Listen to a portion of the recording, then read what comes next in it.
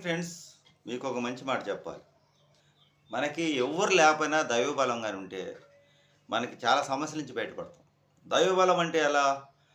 మనం అనుకుంటాము మనుషులందరూ సపోర్ట్ కావాలని. కానీ మనుషులందరూ మనకు తోడు కావాలంటే, దైవం ఒక్కడిని మొక్కితే మనుషులందరూ మన దగ్గరికి పంపిస్తాడు. మొన్న నాకు తీవ్రమైన అనారోగ్యం వచ్చింది. మా అమ్మాయికి వచ్చింది. ఇంకా లాభం లేదు అని హాస్పిటల్ దగ్గరికెళ్ళాం ముగ్గురం కలిసి.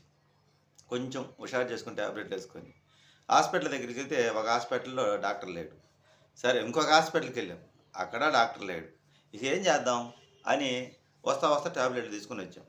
జనరల్‌గా రూ. 7,000 ఖర్చు చేసుకున్నాం. మా ఊర్లో ట్రీట్మెంట్ అంటే ఇప్పుడు రక్త పరీక్షలకి ఏ హాస్పిటల్‌కైనా రక్త పరీక్షలు కామన్ కదా!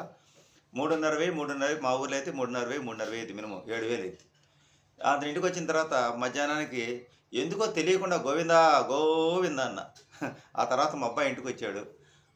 ఒక ఆర్ఎంపీ డాక్టర్‌ని తీసుకొచ్చి ఇంజెక్షన్ చేయించాడు తగ్గిపోయింది.